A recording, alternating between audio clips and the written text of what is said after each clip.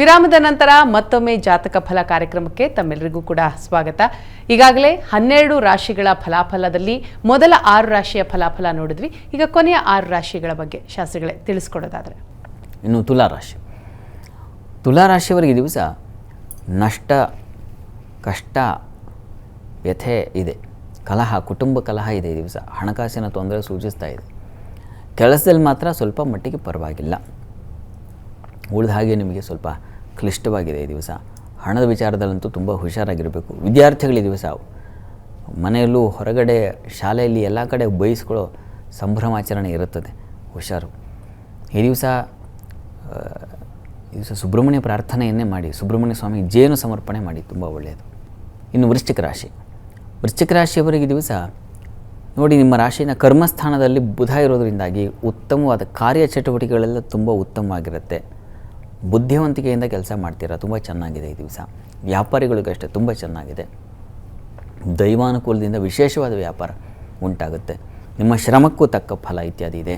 ಹಳೆಯ ಮಿತ್ರರಿಂದ, ವೃದ್ಧರು, ಹಳೆಯ ಮಿತ್ರರು, ನಿಮಗಿಂತ ವಯಸ್ಸಾದವರು, ಅಂಥವರಿಂದ ಒಳ್ಳೆಯ ಸಲಹೆ, ಉತ್ತಮವಾದ ಅನುಕೂಲ ಇತ್ಯಾದಿಯಲ್ಲಿ ತುಂಬ ಚೆನ್ನಾಗಿದೆ.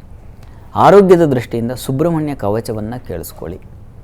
ಸ್ವಲ್ಪ ಕಣ್ಣಿನ ಬಾಧೆ ಸೂಚಿಸ್ತಾ ಇದೆ ಈ ಕಾರಣದಿಂದ. ಇನ್ನು ಧನುರಾಶಿಯವರಿಗೆ ದಿವಸ ವೃತ್ತಿಯಲ್ಲಿ ಬಹಳ ವಿಶೇಷವಾದ ಅನುಕೂಲ ಇದೆ. ಕೆಲಸ ಕಾರ್ಯಗಳಲ್ಲಿ ದೈವ ಸಹಾಯವೂ ಸಿಗುತ್ತೆ. ನಿಮ್ಮ ಶ್ರಮವೂ ಕೆಲಸ ಮಾಡಿ ಚೆನ್ನಾಗಿದೆ, ಅನುಕೂಲ ಆಗುತ್ತೆ. ಈ ದಿವಸ ಸ್ವಲ್ಪ ಧೈರ್ಯವೂ ಇದೆ ನಿಮಗೆ. ವ್ಯಯ ಇದೆ, ಸ್ವಲ್ಪ ಖರ್ಚು ಜಾಸ್ತಿ ಇದೆ. ಮತ್ತು ಸಾಲದ ಸುಳಿಗೆ ಸಿಕ್ಕಾಕೊಳ್ತೀರ, ಅದರಲ್ಲೂ ಹೆಣ್ಮಕ್ಳು ಸ್ವಲ್ಪ ಹುಷಾರು. ಇದರ ನಿವಾರಣೆಗೆ ನೀವು ಕೂಡ ನರಸಿಂಹ ಸನ್ನಿಧಾನಕ್ಕೆ ತುಳಸಿ ಸಮರ್ಪಣೆ ಮಾಡಿ. ಇನ್ನು ಮಕರ ರಾಶಿಯವರಿಗೆ ದಿವಸ ಲಾಭದಾಯಕವಾಗಿದೆ. ಈ ದಿವಸ ಕುಟುಂಬದಲ್ಲಿ ಸಮಾಧಾನ, ಸೌಖ್ಯಗಳನ್ನು ಕಾಣ್ತೀರಾ. ಈ ದಿವಸ ನಿಮ್ಮ ರಾಶಿಯಿಂದ ಚಂದ್ರ ಚೆನ್ನಾಗಿದ್ದಾನೆ. ಹೀಗಾಗಿ ಬುದ್ಧಿವಂತಿಕೆ ತುಂಬ ಬುದ್ಧಿವಂತರಾಗ್ತೀರಾ ಈ ದಿವಸ.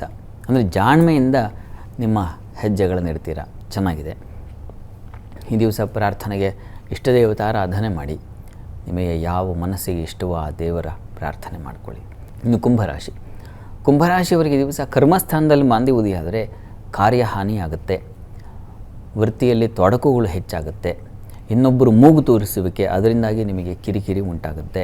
ನಿಮ್ಮ ಕೆಲಸದಲ್ಲಿ ಇನ್ನೊಬ್ಬರು ಪ್ರವೇಶ ಮಾಡೋದು. ಜೊತೆಗೆ ದಿವಸ ಚಂದ್ರ ಚತುರ್ಥದಲ್ಲಿದ್ದಾನೆ, ಪರವಾಗಿಲ್ಲ. ಈ ಸ್ನೇಹಿತರಿಂದ, ಮಿತ್ರರಿಂದ, ಅತ್ಯಾಪ್ತ ಮಿತ್ರರಿಂದ ಸಹಕಾರ, ಸಲಹೆಗಳು ಚೆನ್ನಾಗಿದೆ. ಬಂಧು ಮಿತ್ರರ ಸಹಕಾರ ತುಂಬ ಚೆನ್ನಾಗಿರ್ತದೆ. ಪ್ರಯಾಣದಲ್ಲಿ ಸೌಖ್ಯತೆ ಇರ್ತದೆ, ಆತಂಕ ಬೇಡ. ಪ್ರಾರ್ಥನೆಗೆ ದಿವಸ ನರಸಿಂಹ ಪ್ರಾರ್ಥನೆ ಮಾಡಿಕೊಳ್ಳೋದ್ರಿಂದ ತುಂಬ ಒಳ್ಳೆಯದು. ನರಸಿಂಹಸ್ವಾಮಿ ಸನ್ನಿಧಾನಕ್ಕೆ ನೀವು ಈ ದಿವಸ ನವಧಾನ್ಯ ದಾನ ಮಾಡಿದ್ರೆ ಬಹಳ ಒಳ್ಳೆಯದು.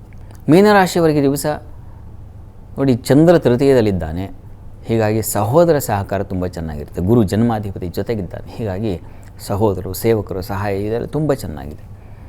ಮತ್ತು ಈ ದಿವಸ ಒಳ್ಳೆಯ ಉತ್ತಮವಾದ ಒಂದು ಉಪದೇಶ ಸಿಗುತ್ತೆ, ಒಳ್ಳೆಯ ಸಲಹೆ ಕೊಡ್ತಾರೆ, ಅದರಿಂದ ಅನುಕೂಲ ಆಗುತ್ತೆ. ಆ ರೀತಿಯಲ್ಲಿ ಅನುಕೂಲ ಚೆನ್ನಾಗಿದೆ. ಈ ದಿವಸ ನಿಮಗೆ ಭಾಗ್ಯದಲ್ಲಿರೋ ತಂದೆ ಮಕ್ಕಳಲ್ಲಿ ಮನಸ್ತಾಪ ಬರ್ತದೆ, ಏನೋ ಒಂದು ಅಸಮಾಧಾನ ಹೇಳುತ್ತೆ. ಇದೆಲ್ಲ ಸ್ವಲ್ಪ ತೊಡಕು ಇದೆ. ಇದರ ನಿವಾರಣೆಗೆ ಈಶ್ವರ ಪ್ರಾರ್ಥನೆ, ಈಶ್ವರ ಸನ್ನಿಧಾನಕ್ಕೆ ಹೋಗಿ ಒಂದು ದರ್ಶನ ಮಾಡ್ಕೊಂಬನ್ನಿ. ಈ ದಿವಸ 12 ರಾಶಿಗಳವರು, ರಾಶಿ ಗೊತ್ತಿಲ್ಲ ಅಂತಕ್ಕಂಥವರು ಹೇಳಬಹುದಾದ ಮಂತ್ರ ಗಮನಿಸಿ. ಓಂ ವನ್ಹಿ ರೂಪಾಯೈ ನಮಃ, ಈ ಮಂತ್ರ ಹೇಳ್ಕೊಳ್ಳಿ. ಈ ದಿವಸ ಕೃತ್ತಿಕಾ ನಕ್ಷತ್ರವೂ ಅಗ್ನಿ ನಕ್ಷತ್ರ. ಇದನ್ನು ಹೇಳೋದ್ರಿಂದ ಬದುಕಿನಲ್ಲಿ ಬೆಳಕು ಸಿಗುತ್ತೆ. ಅದು ಪ್ರಮಾದದಲ್ಲ, ತುಂಬ ಹಿತವಾದ ಬೆಳಕು. ಸರಿ ಶಾಸ್ತ್ರಿಗಳೇ, ಸಾಕಷ್ಟು ವಿಚಾರವನ್ನು ಇವತ್ತಿನ ಸಂಚಿಕೆಯಲ್ಲಿ ತಿಳಿಸ್ಕೊಟ್ಟಿದ್ದೀರಿ. ತುಂಬ ಧನ್ಯವಾದಗಳು. ಸರ್ವೇ ಜನಾಃ ಸುಖಿನೋ ಭವಂತು, ಸಮಸ್ತ ಸನ್ಮಂಗಳಾನಿ ಭವಂತು. ಎಲ್ಲರಿಗೂ ಶುಭವಾಗಲಿ. ವೀಕ್ಷಕರೇ, ಇದಾಗಿತ್ತು ಇವತ್ತಿನ ಜಾತಕ ಫಲ ಕಾರ್ಯಕ್ರಮ. ನಾಳೆ ಮತ್ತೆ ಇದೇ ಸಮಯಕ್ಕೆ ಇದೇ ಕಾರ್ಯಕ್ರಮದಲ್ಲಿ ನಿಮ್ಮ ಭೇಟಿ. ಅಲ್ಲಿವರೆಗೂ ನೇರ, ದಿಟ್ಟ, ನಿರಂತರ ಸುದ್ದಿಗಾಗಿ ನೋಡ್ತಾ ಇರಿ ಏಷ್ಯಾನೆಟ್ ಸುವರ್ಣ ನ್ಯೂಸ್.